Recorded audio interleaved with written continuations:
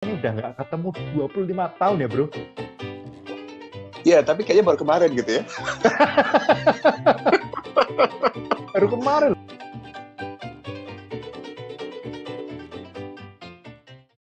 Wah, keren banget.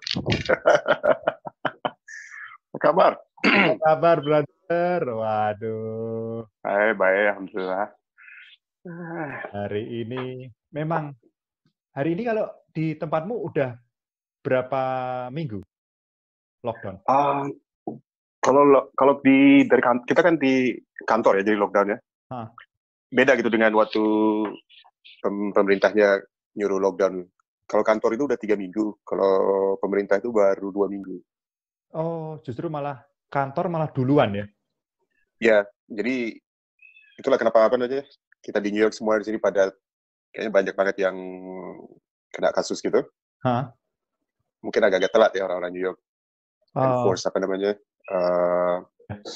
lockdown itu. oh. Teman-teman semua, ini malam ini, wah, saya senang banget. Saya ngajak ngobrol lagi nih, Zoom meeting sama salah satu teman kuliah saya. Kita ini udah nggak ketemu 25 tahun ya, bro? Iya, tapi kayaknya baru kemarin gitu ya. Baru kemarin loh, kayak si Busak nih kemarin-kemarin masih aja di studio loh ini. Iya, Sekarang, makanya masih ketemu di Selasar lah, masih di jalan-jalan di mana-mana. tapi Iya, sekarang udah 25 tahun.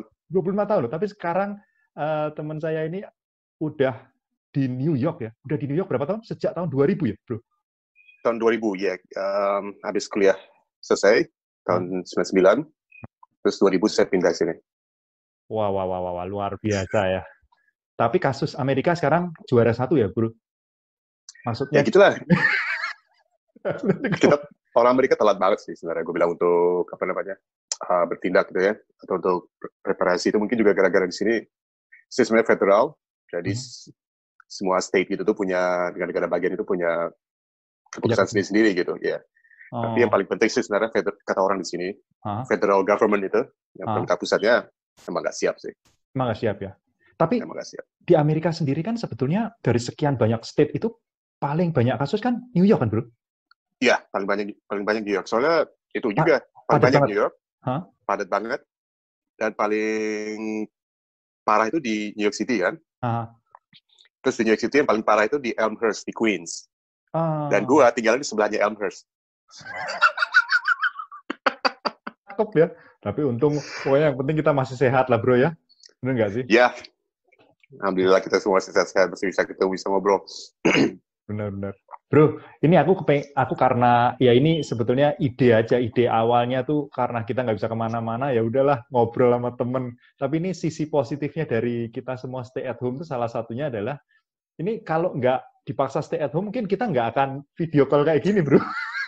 Iya, palingan WhatsApp, apa Ya, kabar gitu-gitu ya. padahal WhatsApp kalau sekarang karena semua eranya belajar juga pakai online, jadi mau nggak mau aplikasi Zoom ini tahu-tahu boom gitu kan. Hebat ya, kita dulu kan masih yang punya telepon aja, punya telepon apaan tuh. Sekarang bisa kayak gini, dari Bener, telepon.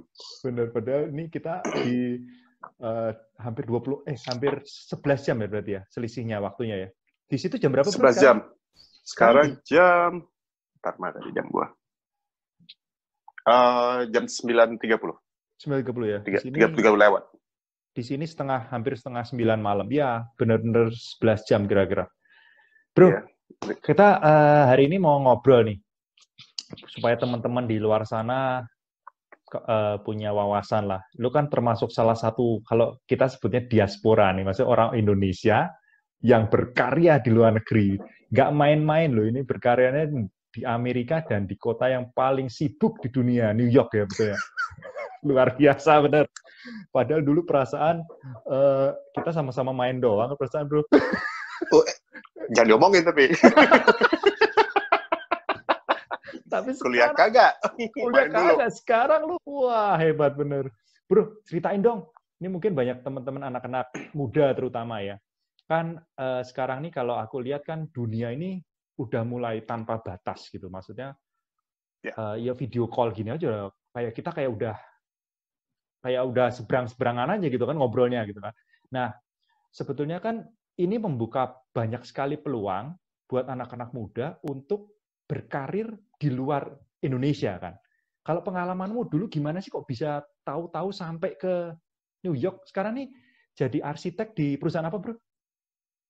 Gue kerja di Gensler sekarang, perusahaan arsitek paling gede di dunia sekarang. Wow, luar biasa. Iya. Udah Kantor berapa? kita tuh ada 49 lokasi di seluruh dunia. Aha. Terus kita punya 6.000 pegawainya total, more or less.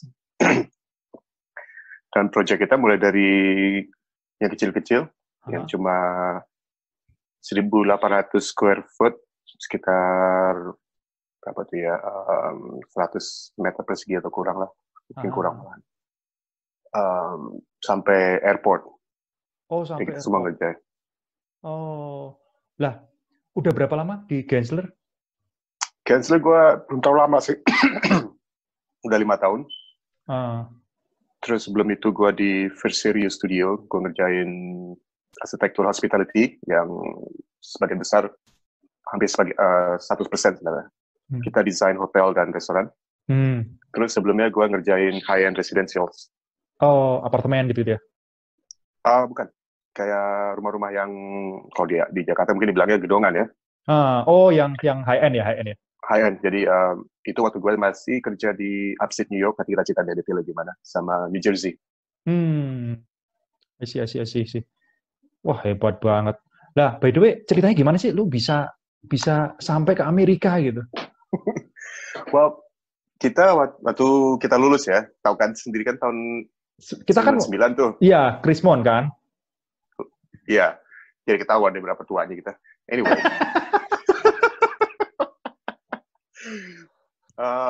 Pas kita lulus tahun 99 gitu, itu baru beres Krismon. Ekonomi masih berantakan, politik kusut. Tapi alhamdulillah negara itu masih ada lah kan. Ya. Cuma kalau ekonomi berantakan, orang pertama kali berhenti satu-satunya konstruksi kan. Benar. Jadi nggak ada konstruksi gitu. Betul. Kalau mau kerja ya di luar bidang itu. Terus waktu itu gua lulus, sempat kerja sebentar di firm kecil gitu di Bandung. Terus gua lihat, wah, absen gua waktu itu cuma pindah ke Jakarta gitu kan, yang masih ada lah mungkin. Itu juga lagi parah banget. Ya. Tapi sebelumnya, setahun sebelumnya gue sempat jalan-jalan ke Singapura. Gue waktu itu bawa portfolio gue. Oh, oke. Udah waktu itu zaman masih di print, masih di tangan lah, masih pegang, masih hard copy. Jadi gue jalan-jalan ke sana sama anak-anak juga tuh, ada beberapa apa segala macam gitu. Gue jalan ke sana, gue bawa portfolio, gitu nyampe sana, gue lihat buku kuning sana, yellow book di sana, lihat, gue tandain mana kira-kira lucu, yang masih dekat dengan tempat gue tinggal waktu itu, lihat hotelnya. Gue telepon tuh satu-satu, gue bikin appointment pas hari pertama gue nyampe. Hey, gue bilang waktu itu student, soalnya gue pikir bilang kalau student datang ke kantor, orang tuh masih lebih welcome gitu. Ya, benar. Bener kan? Bener.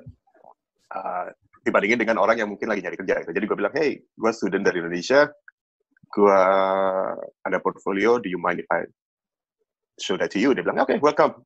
Dari 10 yang gue datengin, cold call gitu, 9 gitu, bilang, okay, come over. Oh, nice, yaudah.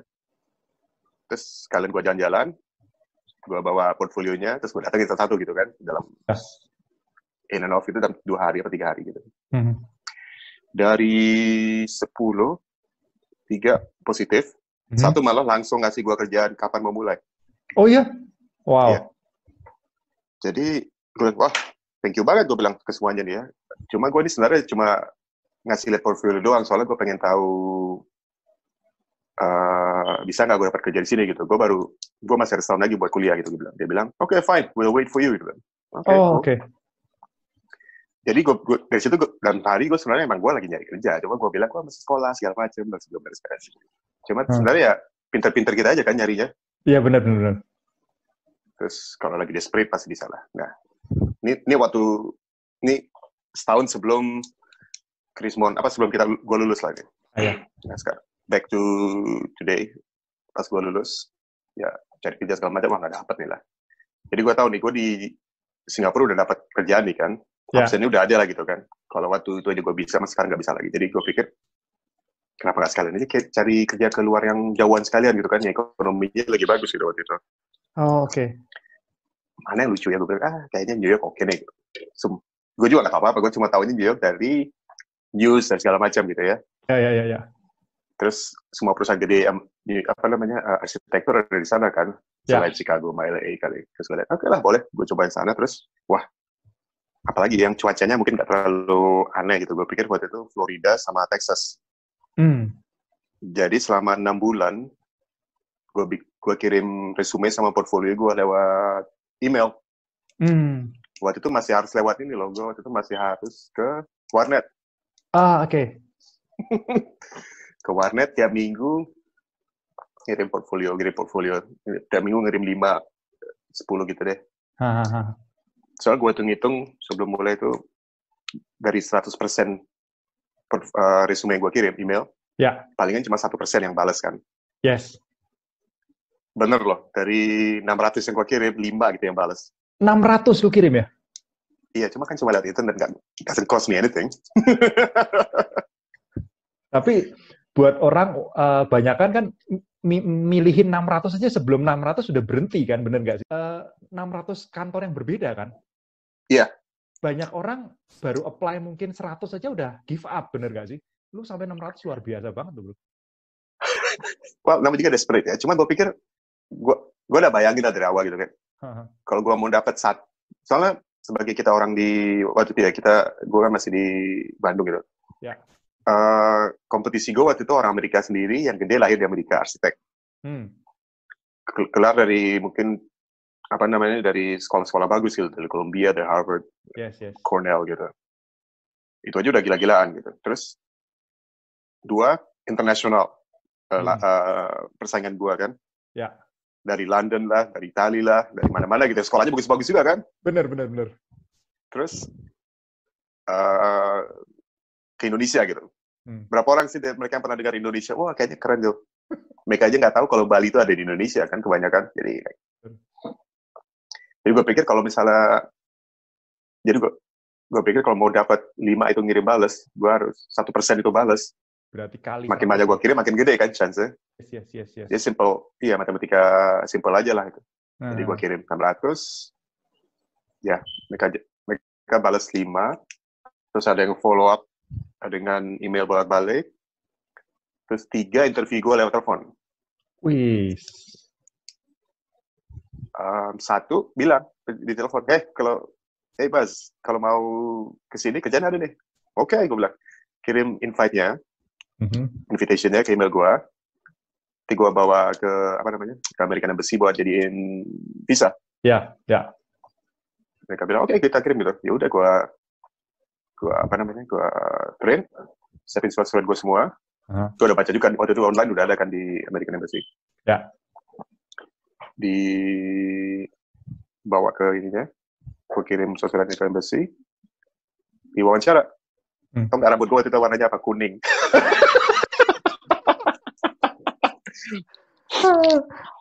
Soalnya gue pikir gue kan lagi masih kuliah lah kan, baru selesai kuliah banget kan. Iya. Nggak ada kerja juga, gue bilang warna-warni gitu lah rambut itu. Nah, terus pas gue mau ke embassy, gue pikir mau gue potong atau gue biarin aja gitu kan. Biarin aja lah, gue bilang pasti orangnya juga oke-oke aja lah, dianggap kan arsitek, desainer gitu kan, pasti orangnya agak aneh dong.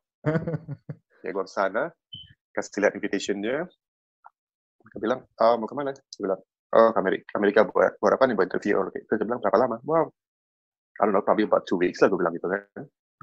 So, pokoknya gue bilang ya gimana mereka aja, tapi ini interview, I would expect probably only about 2 weeks. Dia bilang, oke, it's fine, kasih stamp, 6 bulan gitu dia kasih langsung, wah mantap banget gue bilang deh. Terus 3 minggu kemudian gue terbang ke New York. Nyokap gue itu gue bilang, mah ini dapat kerja di Amerika lah. Terus nyokap gue cuma bilang, oke, kapan berangkat? Nice.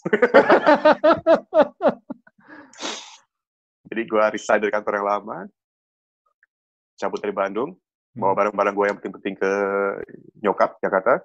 Gue tinggal semua situ, pack, cabut ke New York. Selama itu gue juga udah kontak sama kantor gue yang potensial ini ya, yang baru ini bilang, gue bakal datang tanggal segini, segala macam, gue bakal dapat di New York Jersey. langsung lewat Jepang, Hmm.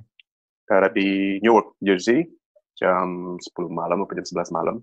Keluar dari airportnya jam 1 gitu. Bos gue baik banget, jemput gitu gue. Oh iya?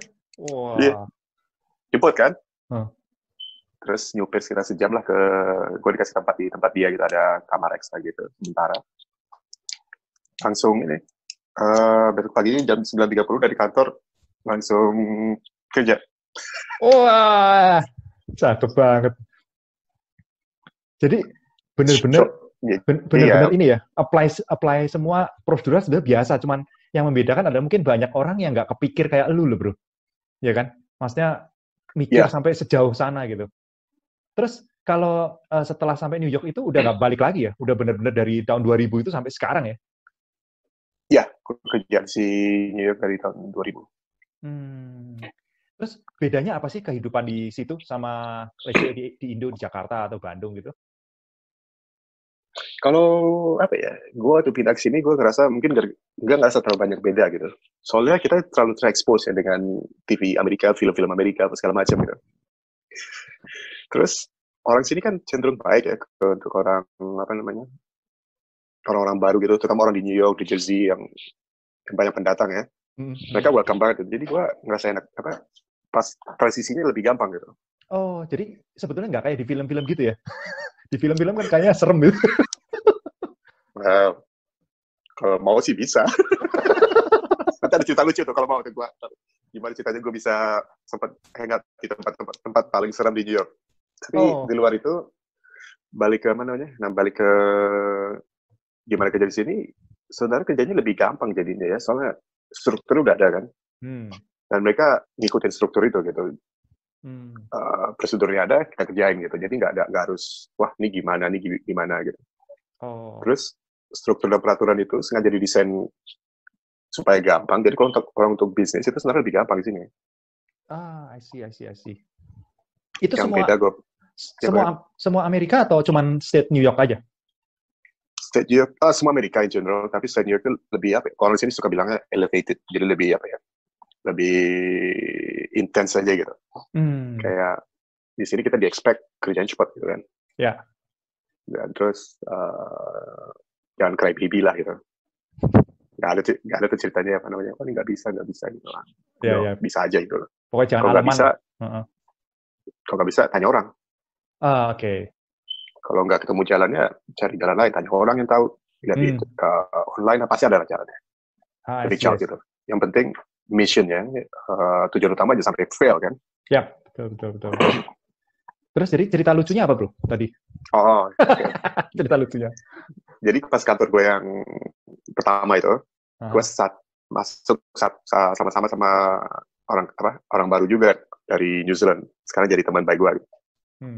Kita suka hangout sama-sama, terus dia pindah ke Brooklyn. Pindah ke tengah-tengahnya Brooklyn di daerah yang namanya Brownsville. Oke. Brownsville itu yang tempat yang paling serem di Brooklyn. Oke. Banyak drug dealer samping itu yang di film-film. Yep. Nah, situ tuh. Dia pindah ke apartemen di border Brownsville sama yang lain. Gue sama si teman gue ini gak tahu sama sekali kan. Jadi gue cek aja dong. Wah, ini orangnya agak serem, tapi ya biarinlah. Terus dia tinggal di gedung apartemen yang 400 400 kamar gitu, apartemen. Dia salah satunya orang yang putih. Oh iya, satu-satunya orang yang putih. Iya. Ya, terus gue suka hangout di sana, salah satunya rahasia. Terus ini aneh banget pas orang sekeliling lihat kan. Dia pernah tuh, dia lagi balik ke rumah, ke apartemennya, dia cerita mau masuk lobinya, ada polisi banyak. Polisi ngeliat gitu atas bawah terus, ngapain lo sini? Gue tinggal di sini, dia bilang. Polisi nggak percaya gitu, disuruh lihat soalnya di situ banyak drug dealers. Oh, I see. Jadi itu kayak kalau ngeliat film-film yang di New York tuh ya ceritanya apartemen terus banyak drug dealer, banyak orang hangout di luar, nggak jelas gitu. Ya itu di situ. Dan gue hangout di situ dulu. Soalnya murah. Apartemennya murah. Manhattan nggak mampu. Manhattan nggak mampu. Iya. Bro, tapi secara general, apa yang lu lihat lebih lu maksudnya sampai sekarang bertahan 20 tahun itu kan pasti kan karena betah kan di sono kan? Ya kan? Ya. Ada yang lu kangenin nggak sih sama Indo selain nasi Padang? Oh banyak ya. Apa yang lu paling kangenin? Relax kali ya, Indonesia itu lebih relax ya. Oh, oke. Oh, di sana lebih pace-nya lebih cepat ya? Ritme kehidupannya lebih cepat gitu ya? Oh iya, ritmenya jauh lebih cepat di sini kan. Terus kalau nggak hati-hati itu seminggu itu hilang, 2 minggu hilang gitu, 4 tahun bisa hilang gitu. Dan lo tahu-tahu udah umur berapa masih sama aja dengan lo waktu umur 20 tahun gitu. Jadi kalau nggak hati-hati bisa kayak gitu. Oke. Kalau orang Indonesia tuh gue bilang masih untung bisa menikmati hidup. I see. Jangan sampai, itu yang penting sih. Jangan sampai lupa untuk menikmati hidup. Soalnya banyak orang yang katanya, gue lihat sendiri umur 60, 70, 60-an masih kerja gitu sama-sama terus, tapi sendirian. Gak punya teman dekat, keluarga dekat yang bisa mereka hangout. Akhirnya teman dan keluarga mereka itu kerjaannya. Banyak banget. Banyak kayak gitu ya.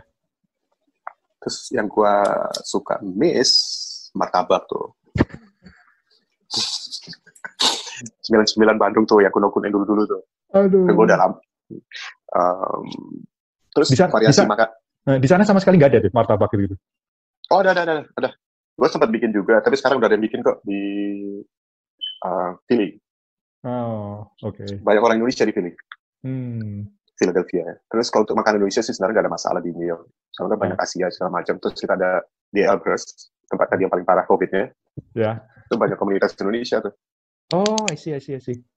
Terus tiap bulan ada bazar di di gereja di Amherst sama di masjid di Long Island City. Jadi terus komunitinya gantian aja tuh. Kalau yang bazar lagi di masjid, semua ke masjid. Nanti kalau bazar lagi di gereja, semua ke gereja. Yang jualnya bolak-balik nggak beda-beda jauh lah. Paling cuma yang available cuma pas di masjid, yang satu available cuma gitu. Cuma sama kayak kita aja semuanya nyampur. Bagus banget sih. Kita di sini lebih kuat, di sini malah lebih ngerasa kayak lebih touch being sebagai orang Indonesia-nya. Kalau kita lebih dekat ya, komunitasnya lebih kecil. Jadi kita nggak ada lebih kecil lah kemungkinan beda-bedain suku, agama, ras apa gitu. Ya. Istilahnya ya setiap orang dipandang benar-benar sebagai manusia gitu kan. Benar nggak sih? Iya. Palingan bedanya ini orang nyebelin apa enggak gitu ya. Si itu nyebelin. Mending gak usah diajak main deh. Nah terus kalau yang bikin lu betah apa bro di situ? Maksudnya kenapa kok lu sampai sekarang masih bertahan di situ? Satu kerjaan ya. Soalnya gue kan kayak lo jelasin sendiri, gue kan semuanya kerjaan sendiri semua gitu ya. Iya benar. Chance itu di sini kayaknya lebih gampang gitu kalau lo nggak, di Indonesia kan harus ada koneksi apa segala macam gitu ya. Kalau di sini bikin betah satu kerjaan, terus kemana-mana gampang ya. Jadi misal gue tinggal di New York City gitu, gue bisa pergi ke New Hampshire, ke Jersey, ke Los Angeles apa segala macam, relatif terjangkau lah gitu. Okay. Terus jaminan untuk kayak ya pokoknya soal kita usaha pasti ada hasilnya gitu.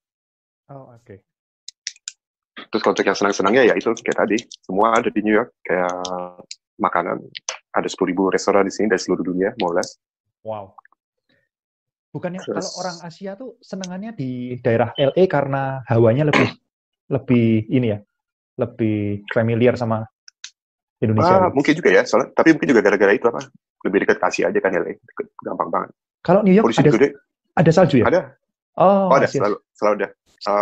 Kalau winter selalu ada. Terus Chinatown di sini salah satu paling tua di Amerika loh. Chinatown-nya? Dan Chinatown di sini tuh ada di tiap borough. Borough itu yang 5 kecamatan itulah. Oke. Manhattan, Queens, Bronx, Brooklyn, sama Staten Island. Setahu gue itu cuma Bronx sama Staten Island yang nggak punya Chinatown. Manhattan, Queens sama Brooklyn itu ada Chinatown masing-masing tuh. Kalau Bronx tuh yang orang hitam semua. Kalau Bronx. Orang Afrika semua. South Bronx. Oh, South Bronx. Jadi yang serem itu South Bronx, yang perbatasannya dekat sama Manhattan. Kalau yang North Bronx itu malah bagus banget. Itu daerah elit sih. I see. Rumah-rumah gede, bagus-bagus. By the way, Terus enak juga di sini kalau segala macam ada ya. Segala macam ada. Juga New York City ya. Jadi mau party lanjut dari malam sampai pagi. Klubnya tutup sampai jam 4, terus pindah lagi ke klub sampai matahari terbit. Baru keluar jam 8 malam apa jam 8 siang ya bisa. Jadi 24 jam nggak pernah berhenti ya? 24 jam tuh muter terus ya, ibaratnya ya? Ya, selalu ada gitu. Dan yang akhirnya setelah gue sadarin gitu, lama-lama ya, itu yang bikin beda. Orang itu nyata, bukan ininya, bukan kotanya. Tapi orangnya ya? Orangnya di sini, orang tuh udah semangat, soalnya kalau mereka nggak kerja, nggak semangat ya, mereka ketinggalan gitu kan. Nggak dapat apa-apa. I see. Jadi, semuanya strive gitu. Terus, work hard, party hard gitu. Kerja dari banyak tuh orang-orang finance masuk kerja jam 7 atau jam 7 pagi berarti cabut rumah jam berapa tuh, jam 6 kali jam 5. Kerja sampai jam 10, makan, party sampai jam 3, pulang bentar, bangun lagi. Terus aja. Wow, hasilnya mereka sukses gitu kali ya. Cuma ada hal harus hati-hati juga ntar kayak yang gue bilang awal tadi gitu. Lo bisa lupa. Ya. Cuma itu doang. Ya, atau burn out.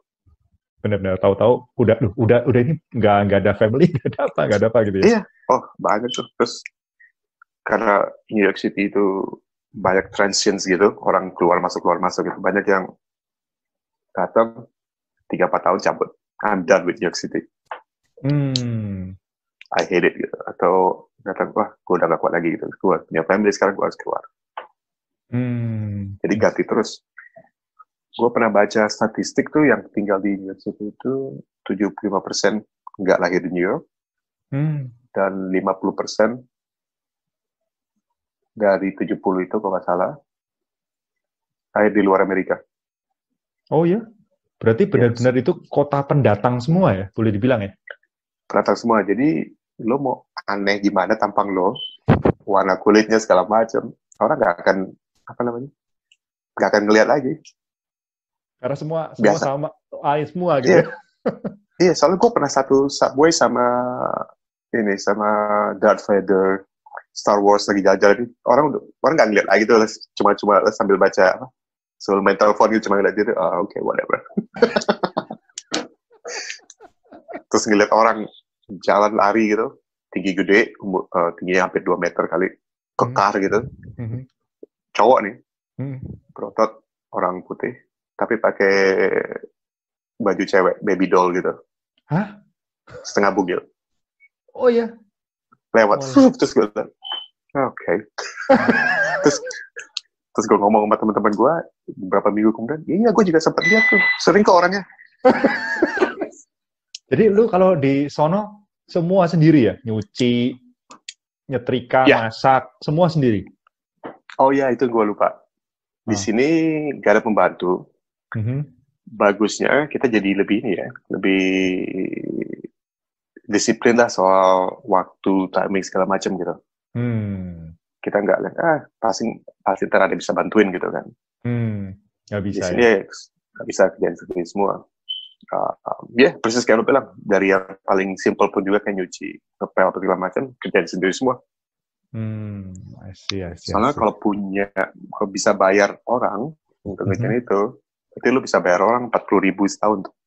Setahun 40.000 pembantu itu? Asisten rumah tangga? Iya.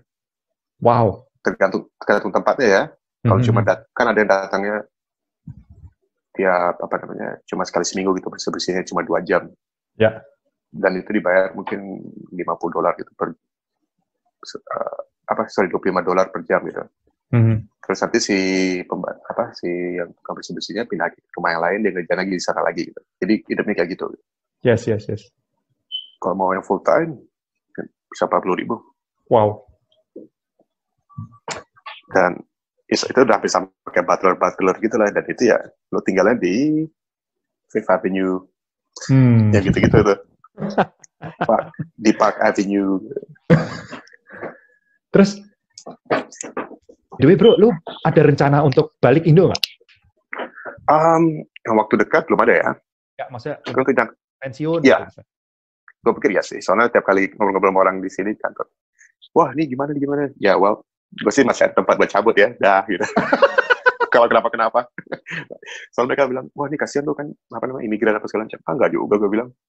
Kalau ada apa-apa di sini, gue tinggal balik ke Indonesia. Gue bilang, dadah gitu. Mereka langsung manyun semua, gue gitu.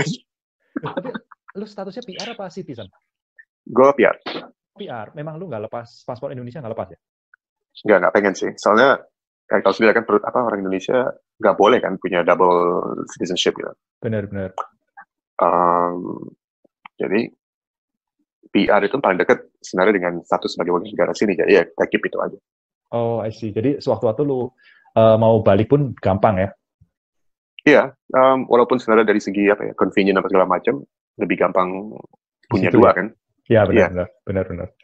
Cuma karena ini mungkin yang yang lebih kayak emotional decision gitu kalau buat gue. Gue nggak lepas warga negara Indonesia soalnya ya gue lahir di Indonesia gitu.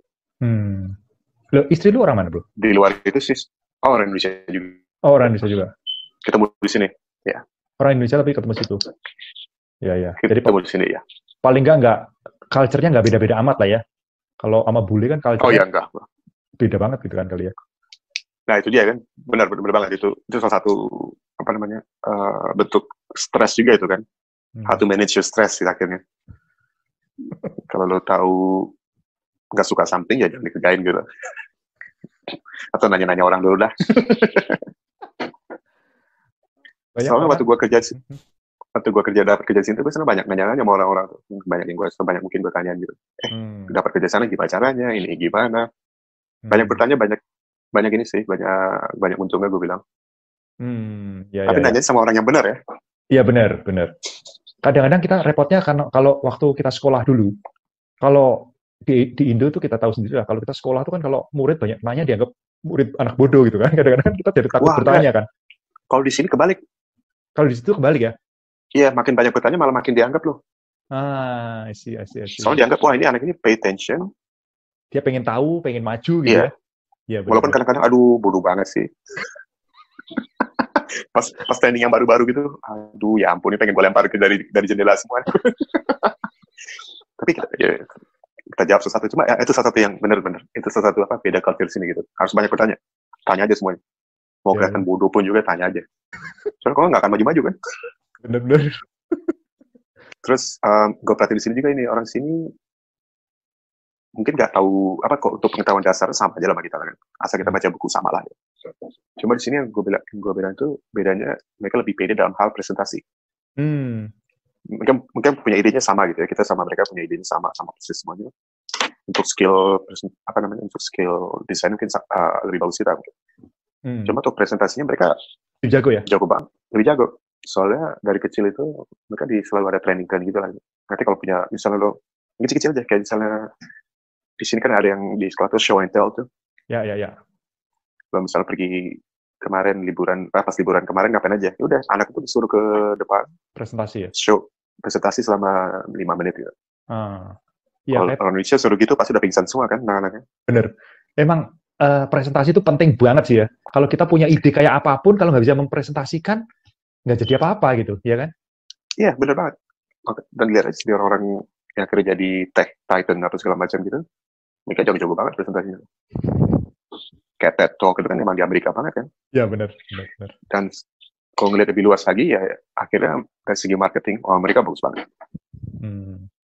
Terus untuk manajemen, gue pikir paling bagus juga di Amerika, soalnya mereka semua dipikirin. Jadi ada istilah di sini P7, orang-orang pada pernah dengar semua pasti. Proper planning, prevent poor performance. Jadi ya pendeknya planning yang benar, perencanaan yang benar, itu menjamin hasil. Iya benar. Bro, terakhir nih, mau nanya, kalau buat dari pengalaman lu 20 tahun di Amerika, tips apa yang lu bisa bagiin ke anak-anak muda di Indonesia? Jangan menyerah deh. Terus kalau lu nanya sama orang, terus orang bilang, ngapain lu juga jauh-jauh ke Amerika, ngapain lu harus jauh-jauh ke, misalnya ke Cina gitu ya. Sekarang jangan sih, tapi Kalau lo yakin kan apa yang kerja, terus aja. Soalnya waktu ke sini, banyak orang bilang, lu ngapain coba cari kerja di Amerika? Loh kok gitu ngomongnya gitu kan, harusnya didorong dong. Bagus. Ya benar. Jadi gue bilang jangan menyerah, jalan aja terus. Selama lu ngerjainnya buat alasan yang benar pasti oke lah. Wah, luar biasa bro. Gue kagum sama lu. Sama lah. Beranianmu itu luar biasa. Wah, hebat. Aku dulu waktu seumuran lulus kuliah tuh nggak ngerti apa-apa. Mau ngelamar kerja aja bingung. Lu udah sampai ngelamarnya ke Amerika, hebat bener. Oke lah. Soalnya waktu itu, satu lagi ya. Soalnya waktu itu, lu ingat Kuple nggak? Tahu kan? Anak 78 gue sempat kerja sama dia tuh. Dia tuh kejadiannya sama kayak gue tuh. Dia liburan ke Amerika waktu itu tahun 80 something gitu. Atau tahun 80 awal. Jalan-jalan, bawa portfolio juga. Berhenti di, kalau nggak salah di New York juga tuh di mana gitu. Kasih lihat ke perusahaan, di hire hari itu juga. Nggak balik ke Indonesia selama 10 tahun. Oh iya toh? Oh, aku baru tahu. Jadi gue pikir, wah kok Kuple aja bisa, kenapa gue bisa gitu kan. I see. Jadi, ya. Terus kalau antara orang-orang bilang, Buzak aja bisa, kenapa gue gak bisa harusnya? Bener. Yang kerjanya main bulu aja bisa kok. Tahu persis kerjanya main doang aja bisa, why not gitu. Iya, oke. Dan kalau lagi matematika, lagi malah absennya lebih 8 bola di bawah. Gue ingat banget tuh. Ini TPK sama Primi. Aku tahu lah kelakuanmu sama aku sama lah. Kalau lu mainnya apa, aku mainnya lapangan basket. Yoi. Oke lah. Bro, thank you banget nih bro. Maksudnya sharing Sama-sama. ini pasti bermanfaat buat banyak anak-anak muda yang di Indo. Apalagi sekarang kan COVID nih, aku lihat nih, pasti membuat wawasan kita ini berubah gitu. Tadinya orang kerja kantoran, orang harus mikir, aku nggak bisa nih kerja kantoran doang. Kalau tahu-tahu ada kayak gini, nggak siap gitu kan. Ya harapannya sih kita bisa memberikan sesuatu lah buat generasi muda, sesuatu yang positif gitu kan. Thank you banget ya bro. Moga-moga berguna, sama-sama. Pasti berguna. Salam sehat terus bro, jangan sampai sakit. Sama-sama. Kalau zaman-zaman gini sakit susah kita. Wah, apalagi di sini. Lagi parah-parahnya. Ya wes, stay safe ya bro. Stay safe ya. Ya, sama-sama. See you ya. Thank you. Ya.